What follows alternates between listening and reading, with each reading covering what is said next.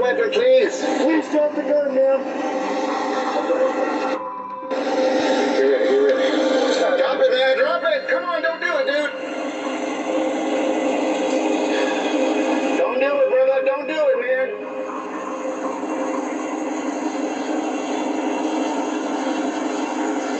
Come on, man. Drop the gun, brother. Come on. Nobody wants to hurt you.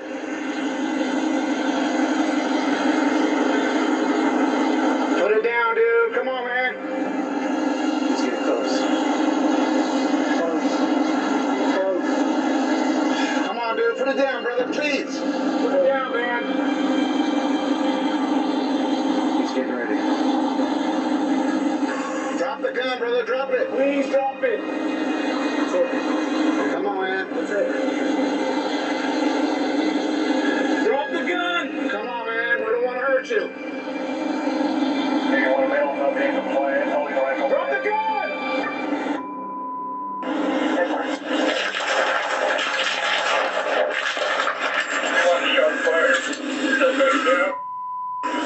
All right. You good? All right, let's move up.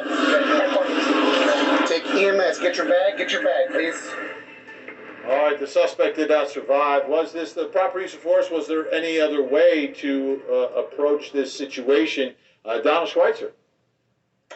Vinny, this was a obvious suicide by cop situation. What's not shown in the video is the fact that this person actually called 911 and reported himself as walking around in that parking lot holding a rifle.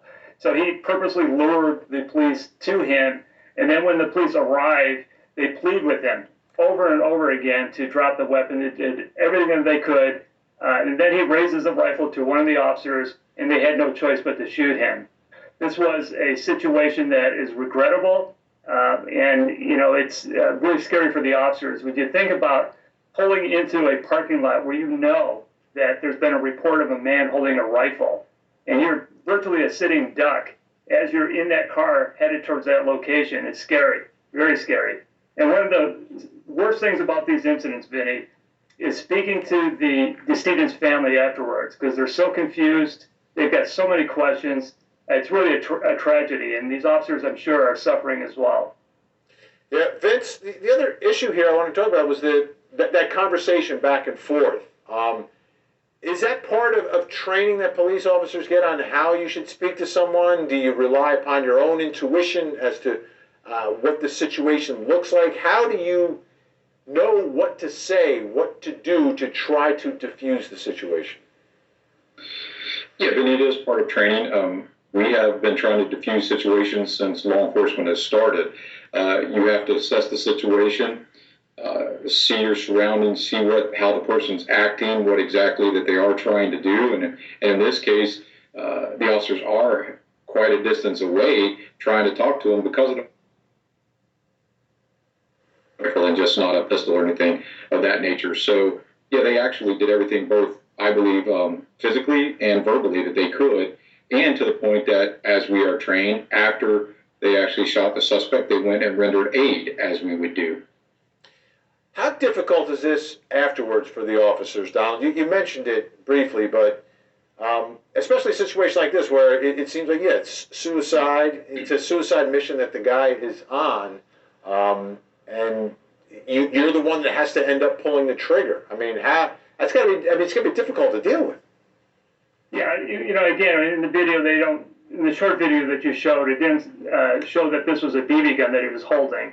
But, you know, going to your question, I've been there before where I've spoken to the family afterwards, and they just don't know. They've got a lot of questions, and they want to confront the police. And the police usually are very gentle with them, and they talk to them about, you know, these types of, what happened. And it's horrible. It's horrible because there's many victims left behind when people do this to themselves. Vince, how difficult is it for officers to go back on the job after they've had to shoot someone and kill someone? It's very difficult. A lot of emotions go through at that time. You know, we do not take the job to go and harm people. We take the job and swear an oath to protect